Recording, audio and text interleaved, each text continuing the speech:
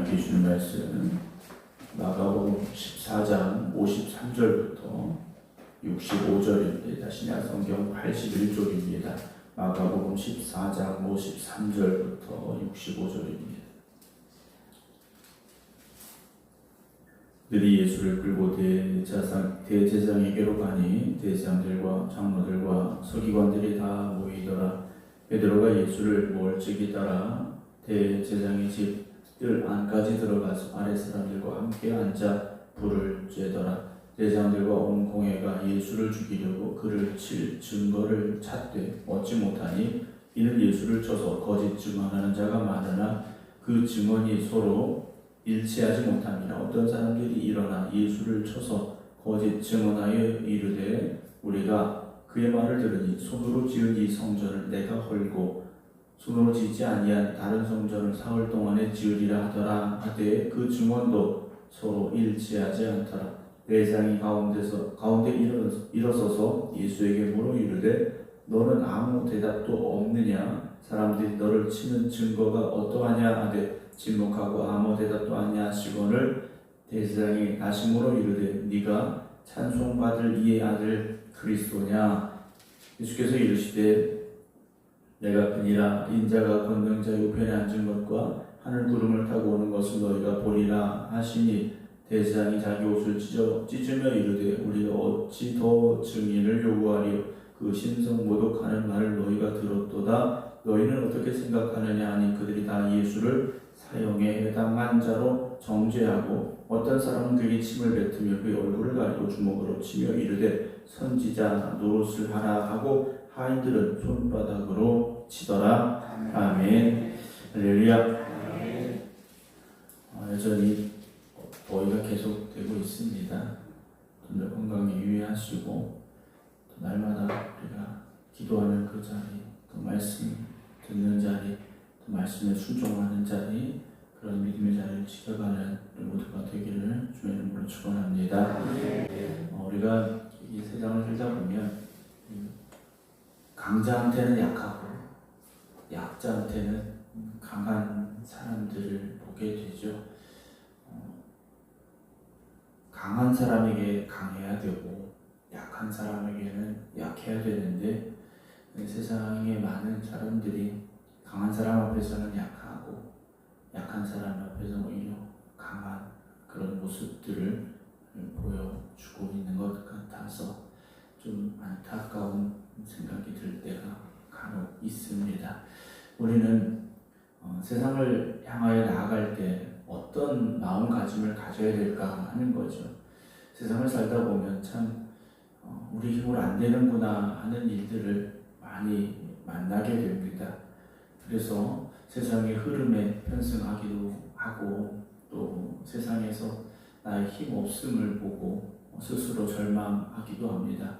그러나 오늘 우리는 세상을 향하여 오히려 더 강하고 담대함을 가져야 됩니다. 세상 우리가 믿음으로 살아가는 사람들이지 않습니까? 믿음은 눈에 보이는 걸 바라보고 나가는 사람들이 아니지 않습니까? 우리가 하나님 나라를 바라보며 하나님 나의 아버지가 되심을 고백하며 성령님께서 나를 통해 역사하신 믿음으로 말미암아 세상을 향하여 담대하게 맞설 수 있는 저와 여러분 되기를 주님의 이름으로 축복합니다. 오늘 53절 보게 되면 예수님께서 이제 끌려가신 상황에서 제자들이 도망쳤고요. 53절 그들이 예수를 끌고 대제사장에게로 가니 대제사장들과 장로들과 서기관들이 다 모였다라고 되어 있습니다. 대제사장들, 장로들, 서기관들 그 당시 이스라엘 백성들의 영적인 지도자들입니다. 그러니까 영적으로 깨어있는 사람들이 되어야 되고 영적으로 바른 길, 진리의 길을 가야 되는 사람들이 바로 이들이었다라는 거죠. 그런데 그 밤에 이들이 한 곳에 모였습니다. 철야기도하러 모인 거 아니지 않습니까? 왜 모였습니까? 예수님을 죽이기 위해서 이 자리에 모였다라는 거죠.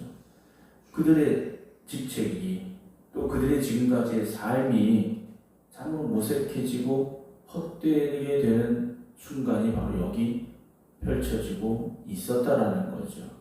오늘도 우리가 살면서 우리에게 주어진 직분대로 살아야 되고 우리에게 주어진 사명대로 살아야 되고 그런 믿음의 열심을 가지고 하나님의 영광을 위해 우리가 살아가야 되는데 오늘 대장들, 장로들, 서기관들은 그들의 이름값을 못하는 자리에 지금 모여들고 말았습니다. 54절 베드로가 예수를 멀찍이 따라 그나마 베드로가 예수님을 따라가는데 내가 예수의 제자다, 내가 예수의 수제자다 외치지 못하고 멀찍이 따라가게 되죠. 적당히 거리를 두고 예수님을 따라가고 있었다라고 되어 있습니다. 여러분, 우리가 멀찍이 주님과 떨어져 있는 자리가 되지 말아야 됩니다. 주님의 뒤를 따라가야 되죠. 뒤를 따라가되 멀찍이 따라가는 사람이 아니라 내가 주님의 제자입니다, 내가 주님을 따라가는 사람입니다, 우리 십자가를 지고 주님의 뒤를 당당히 따라갈 수 있어야 됩니다. 멀찍이 따라가는 베드로, 얼마나 부끄러운 모습입니까? 우리가 내일 말씀 나누겠습니다만 그런 그가 주님을 부인하고 저주하지 않습니까? 우리가 오늘도 그런 것 같습니다. 주님과의 거리를 적당히 두면 내가 예수 믿는다라는 것을 드러내지 않아도 되는 자리라면 그냥 그런 척하며 살아간다면 우리는 자연스럽게 베드로와 같이 될 수밖에 없다라는 거죠. 우리가 당당히 예수 믿는다라는 것을 드러낼 수 있어야 되고 내 신앙의 고백 위에서 우리가 살아가야 됩니다. 대장의 집들 안까지 들어가서 아랫사람들과 함께 앉아 불을 쬐고 있었다라고 되어 있습니다. 얼마나 초라한 모습입니까? 대장들과 온 공회가 예수를 죽이려고 이들이 모인 목적은 딱 하나입니다. 예수를 죽이자 했어요. 사실을 확인해보자 이게 아닙니다. 재판을 하겠다고 모였지만 재판이 아니라 예수를 죽이겠다고 모인 거죠. 그래서 그 예수님을 칠 증거를 찾는데 얻지 못합니다. 재판을 하려면 증인이 있어야 되고 그 증인이 죄인의 죄를 명백하게 증언해야 되는 거지 않습니까? 죄에 대한 증거가 있어야 되는데 그 증거를 찾으려고 하는데 찾지 못합니다. 참 아이러니죠. 증거가 있어서 예수님을 붙잡아 드려야 되는데 일단 잡아다 놓고 증거를 찾으려고 하고 증거를 만들어내려고 하고 있다는 거죠. 이는 예수를 쳐서 거짓 증언하는 자가 많으나 하겠습니다. 증언을 하긴 하는데 진짜가 아니라는 거죠. 거짓된 증언을 하는데 그 사람들의 숫자가 많았다라고 되어 있습니다. 아마도 가룟 유다에게 돈을 주고 예수님을 잡은 것처럼 돈을 주겠다 하고 불러온 거짓 증인들이 많았던 것 같습니다. 그러니까 돈 준다고 하니까 나도 너도 다 온 것 같아요. 근데 이들이 하는 증언은 참된 증언이 아니라 거짓 증언이었다라는 거죠. 예수님은 거짓이 아니라 참되시고 진리신 분이지 않습니까? 진리를 대적할 것은 거짓밖에 없지 않습니까? 진리인데 또 다른 진리가 있을 수는 없지 않습니까? 주님 앞에 거짓 증언하는 자들이 많이 일었었지만 그 증언이 서로 일치하지 못했다라고 되어 있습니다. 어떤 사람은 일어나 예수를 쳐서 거짓 증언하여 이르되 우리가 그의 말을 들으니 손으로 지은 이 성전을 내가 헐고 손으로 짓지 아니한 다른 성전을 사흘 동안에 지으리라 하더라 했지만 그 증언도 서로가 일치하지 않았다라고 되어 있어요. 그럼 여기 모인 사람들 도대체 누굴까라는 거죠. 예수님께서 3년 동안 이스라엘 전역을 다니시며 그리고 예루살렘에서도 말씀 전하셨습니다. 가르치셨어요. 기적을 베푸셨어요. 만약 그 현장에서 예수님이 어떤 분인가를 진정으로 목격하고 깨달은 사람들이었다면 여기 왔을까? 아니었다라는 거죠. 예수님의 그 놀라운 은혜 가운데 거하지 못했던 사람들, 그저 소문으로 들었던 사람들, 대부분 아마 그런 이들이 여기 모였을 거라는 거죠. 여러분, 오늘도 우리가 소문으로만 예수님 들으면 안 됩니다. 물론 그 소문을 듣고 주님 앞에 나와 몸이 치유되고 기적이 일어났던 일들도 있습니다만 여러분, 우리가 그냥 소문만 듣고 그 자리에 있어서 안 되죠. 주님 앞에 나가야 되지 않습니까? 그런데 우리가 전해야 될 소문, 누군가에게 들려줘야 될 복음, 여러분 우리가 어떤 말을 전하시겠습니까? 교회에 대해서, 예수님에 대해서, 복음에 대해서 우리가 전하는 증언은 참돼야 됩니다. 진리의 복음을 전해야 되죠. 60절 보면요, 대제사장이 가운데 일어서서 예수에게 물어 이르되 너는 아무 대답도 없느냐. 많은 사람들이 예수님을 쳐서 거짓 증언을 해요. 이랬다 저랬다 하는데 예수님이 아무 말도 안 하시는 겁니다. 보통 우리는 억울한 일을 당하면 자기를 변호하게 돼 있습니다. 나 안 그랬다. 사실이 아니다. 누가 그런 말 했느냐? 어디서 들었느냐? 따지게 돼 있어요. 그런데 예수님은요 아무 말도 안 하십니다. 이 사람들이 너를 치는 증거가 어떠하냐? 그래요. 야, 증인이 이렇게 많은데 어떻게 생각하냐? 묻지 않습니까?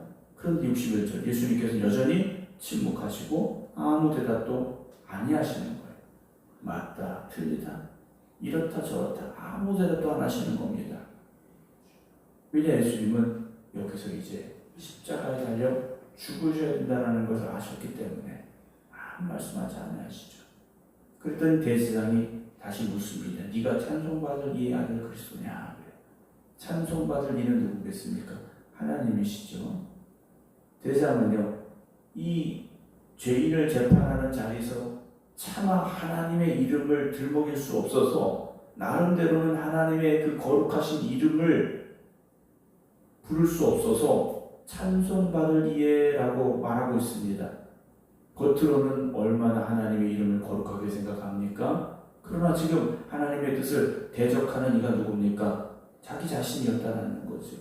여러분 거룩함이라는 것은 우리가 말을 거룩하게 하고 행동을 거룩하게 하고 그래서 우리가 거룩해지는 게 아니지 않습니까?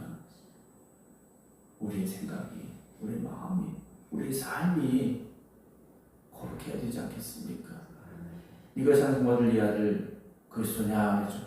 네가 하나님의 아들이냐? 물은 겁니다. 예수님께서 대답하시죠. 내가 그다. 그렇죠.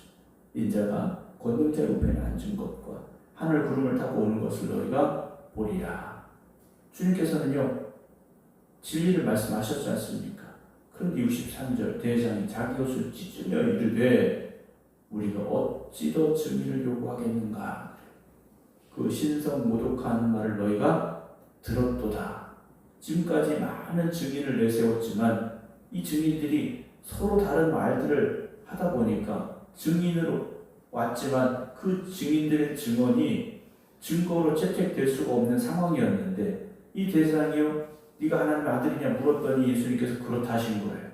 이보다 더 확실한 증거가 지금 없다라는 거죠. 그 말은 지금 자기도 들었고 여기 있는 모든 사람들이 다 들은 거지 않습니까? 더 이상의 증거가 필요 없다. 증인이 필요 없다. 저 예수라는 사람이 신성모독했다.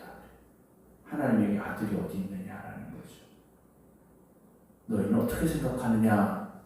사람들에게 묻습니다. 그들이 다 예수를 사형에 해당한 자로 정죄하고 여기 모이는 사람은 이미 다 예수님의 재판의 결과가 뭔지 알고 있는 사람들입니다. 예수는 죽어야 된다는 그 목적을 가지고 여기 모인 사람들이에요. 죽이려면 증거가 필요한데 증인들이 서로 다른 말들을 하니 참 답답했겠죠. 그러나 예수님이 자신의 입으로 나는 하나님의 아들이다 라고 선언을 하니 이들이 얼마나 쾌재를 불렀겠습니까? 그래서 다 예수를 사형에 해당한 자로 정죄를 합니다. 예수님이 정말 십자가에 달려 죽을 죄인입니까? 그렇지 않죠. 오히려 자기들이 십자가에 죽어야 될 죄인이라는 것을 모르고 있지 않습니까? 심지어 65절 어떤 사람은 그에게 침을 뱉으며 예수님이 침을 뱉습니다. 예수님의 얼굴을 가리고 주먹으로 칩니다. 선지자 노릇을 하라. 조롱합니다. 하인들 역시 손바닥으로 예수님을 쳤다라고 되어 있습니다. 조롱하고 모욕하고 침뱉고 때리고 예수님께서는 묵묵히 그 자리에서 십자가를 향해 가고 계셨다라는 거죠. 사랑하는 성도 여러분, 왜 주님께서 이런 수모를 당하셨습니까? 우리를 구원하시기 위해서. 우리를 구원하시기 위해서 주님께서 죄인의 자리에 서셨고 정당하지 못한 재판의 자리에서조차도 자신을 변호하지 아니하시고 묵묵히 십자가의 길로 가고 계셨다라는 사실이죠. 오늘도 주님을 바라보며 그 은혜 우리가 고백할 수 있기를 원합니다. 나를 위하여 주님께서 그 수모를 당하시고 그 모욕을 당하시고 매를 맞음에도 침묵하셨던 주님, 오늘도 우리가 그 주님의 십자가 앞에 나아갈 때 그 은혜의 자리가 되어지고 주님께 나를 십자가에서 죽으셨습니다. 우리 신앙의 고백이 다시금 회복될 수 있는 이 새벽이 되어지시기를 주님의 이름으로 축원합니다. 기도하겠습니다.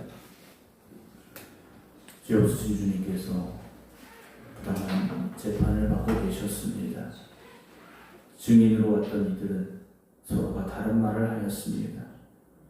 진리가 아니었기에 그들은 거짓을 말할 수밖에 없었고 그 거짓된 증언들은 서로 일치하지 못했습니다. 그럼에도 불구하고 주님은 아무 말씀도 하지 아니하셨습니다. 묵묵히 십자가를 향해 나아가고 계셨습니다. 그들은 예수님을 죽이겠다라는 결론을 이미 내려놓고 예수님을 십자가로 내몰고 있었습니다. 오늘도 우리를 대신하여 주인의 자리에 서셨고 우리를 대신하여 온갖 수고를 당하셨던 주님, 그 주님을 바라볼 수 있게 하여 주시옵소서.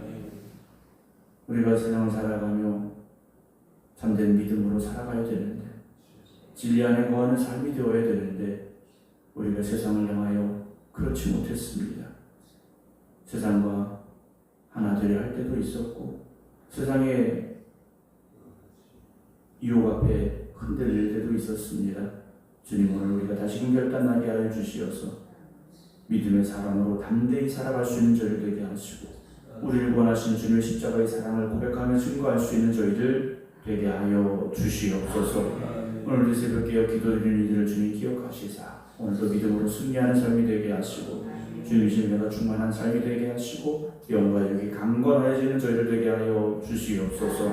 이제는 우리 주 예수 그리스도의 은혜와 아버지 하나님의 지나신 사랑하심과 성령님의 감동, 감화교통 역사하심이 주님의 십자가 앞에 나와 믿음으로 기도드리는 모든 성도들 위해 이제부터 영원토록 함께 하시기를 간절히 축원하옵나이다.